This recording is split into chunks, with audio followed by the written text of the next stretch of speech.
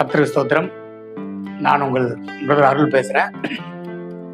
இன்றைக்கு உங்களோட கூட தியானம் செய்ய பரிசுத்த ஆவியானவர் எனக்கு உணர்த்தின விஷயத்தை உங்களோட கூட பகிர்ந்து கொள்ள விரும்புகிறேன்.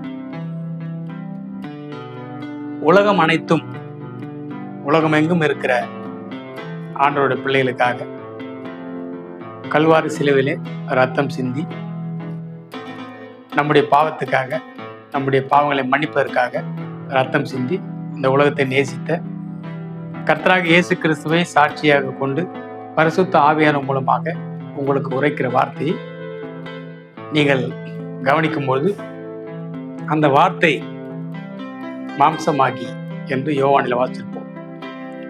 அந்த வார்த்தை உங்களுக்குள்ளே செயல்பட்டு நீங்கள் எதிர்பார்க்கிற, உங்களோட வாழ்க்கையில் நீங்கள் எதிர்பார்த்து காத்து கொண்டிருக்கிற மாற்றத்தை நிச்சயமாக அந்த வார்த்தை உங்களுக்குள்ளே ஏற்படுத்தும் என்பதை நான் விசுவாசிக்கிறேன். நீங்களும் விசுவாசித்து காத்திருங்கள். முழு கவனத்தோடு இந்த வார்த்தையை கவனியுங்கள். கர்த்தர் உங்களுக்குள்ளே கிரியை செய்வார். யோவான் 2ஆம் அதிகாரம் 4ஆம் வசனத்துல பார்த்தீங்கன்னா, ஒரு கல்யாணம் நடக்கும் கானான் ஊர்ன்ற ஊர்ல. இது எல்லாரும் படிச்சிருப்பீங்க, நிறைய முறை கேள்விப்பட்டிருப்பீங்க. ஆனால் தெரியாதவங்க அந்த வசனத்தை போய் வாசிச்சு பாருங்க, தெரியும். யோவான் எழுதின சுவிசேஷத்துல 2ஆம் அதிகாரத்துல 4ஆம் வசனத்துல ஒரு கல்யாணத்துல திராட்சை ரசம் குறைவுபட்டிருக்கு. குறைவுபடும் போது எல்லாரும் மரியாள் கிட்ட சொல்லுவாங்க, திராட்சை ரசம் குறைவுபட்டிருக்கு. அவங்க போயிட்டு ஏசப்பா கிட்ட சொல்லுவாங்க. அப்போ அவர் ஒரு வார்த்தை ஒன்று சொல்லுவார் பாருங்க. அது எத்தனை பேருக்கு எவ்வளவு புரிஞ்சுக்கணும் எனக்கு தெரியாது. ஆனால் எனக்குள்ள அந்த வார்த்தை உணர்த்தின விஷயங்களை உங்களுக்கு இன்றைக்கு உணர்த்த பரிசுத்த ஆவியானவர் சித்தம் கொண்டிருக்கு. அப்படின்னாலே அந்த வசனத்தை உங்களோட கூட பகிர்ந்து கொள்கிறேன். என் வேலை இன்னும் வரவில்லை, என் வேலை இன்னும் வரவில்லை. அந்த வேலைன்றத நல்லா புரிஞ்சுங்க. டைம், என்னோட நேரம் இன்னும் வரவில்லை. அநேக இடங்களில் இயேசு கிறிஸ்து வேதத்தில் நிறைய இடங்களில் நீங்க பார்ப்பீங்க. அந்த வேலை, அதாவது டைம் என்ற விஷயத்த, காலம் வராதற்கு முன்னமே என்னையே துன்பப்படுத்துற அப்படின்னு பிசாசு கேட்கும். ஆண்டவரை பார்த்து பேய் ஓட்ட போவார். அவரை பார்த்து எனக்கு டைம் இன்னும் வரலையா போட்டிருக்கேன். இன்னைக்கு உலகத்துல எல்லாரும் சொல்ற வார்த்தை, எனக்கு நேரம் சரியில்லை, எல்லாம் என் டைம், என் போதாத காலம். அப்ப இதுல ஏதோ ஒரு லிங்க் இருக்கு. அது என்ன நமக்கு புரியல. ஆனா உனக்கும் எனக்கும் புரியாது.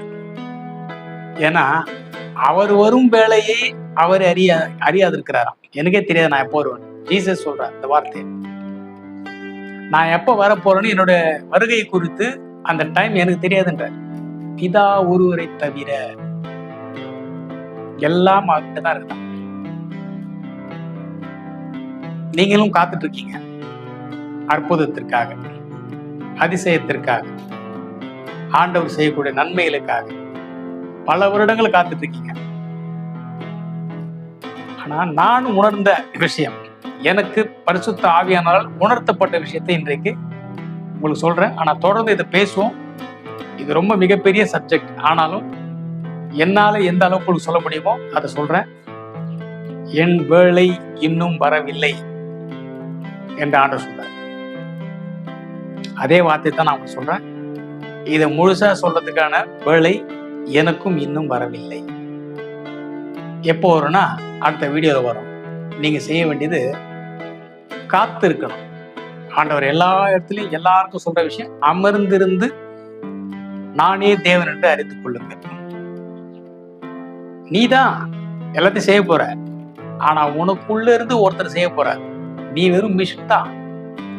Just keep quiet. நானே யுத்தம் செய்வேன், நீ சைலண்டா இரு, அமைதியா இரு, நான் உனக்காக யுத்தம் பண்ணுவேன். Just you open your mouth. உன்னோட வாயை தர, வார்த்தையை நான் போடுவேன். ஆண்டவர் சொல்ல, வாயை விரிவாய் தர, நன்மை நான் நினைப்பேன். இன்னைக்கு நீ வாயை திறந்தா வண்டையா வருது. ஆனா வாயை திறந்துட்டு கம்முன்னு இருந்தீங்கன்னா பரிசுத்த ஆவியோட அபிஷேகமும் அந்நிய பாஷையும் வரும். அடுத்த வீடியோல